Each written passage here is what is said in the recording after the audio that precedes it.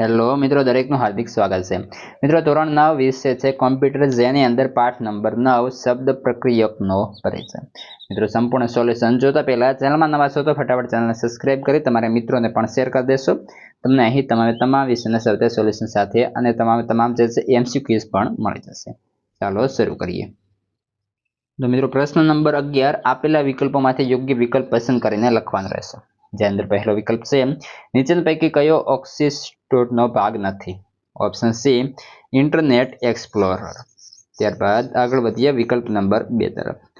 1970ના અરસામાં સૌથી વધુ ઉપયોગમાં લેવાયેલ શબ્દ પ્રક્રિયકનું નામ જણાવો, તો ઓપ્શન સી વર્ડ સ્ટાર।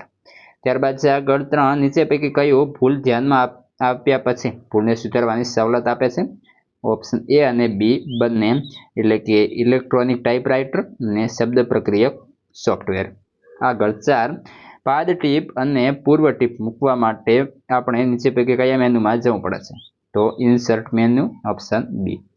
5 માપપટ્ટી દર્શાવવા કે છુપાવવા નીચે પૈકી કયા મેન્યુમાં જવું પડે છે? Option C view menu.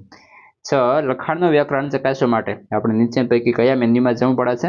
Option A tools menu. આગળ વધીએ વિકલ્પ નંબર 7 તરફ। લખાણમાં બોમ્બે શબ્દને બદલી મુંબઈ કરવા માટે આપણે નીચે પૈકી કયા મેન્યુમાં જવું પડે છે? Option D edit menu. ત્યારબાદ 8 ખુલ્લા દસ્તાવેજને બંધ કરવા માટે આપણે નીચે પૈકી કયા મેન્યુમાં જવું પડે છે? Option A file menu. 9 writer દ્વારા બનાવાતા દસ્તાવેજની ફાઇલના નામનું સામાન્ય રીતે કયું એક્સટેન્શન આપવામાં આવે છે? Option C .odt। મિત્રો, આ હતા સંપૂર્ણ વિકલ્પોનું સોલ્યુશન। હવે આવનારા આપણે જે વિડીયોઝ છે એની અંદર આવનારા જે પાઠ છે તેનું સંપૂર્ણ સોલ્યુશન કરીશું। તમામ વિષયના મિત્રો સોલ્યુશન અહીં મળી જશે।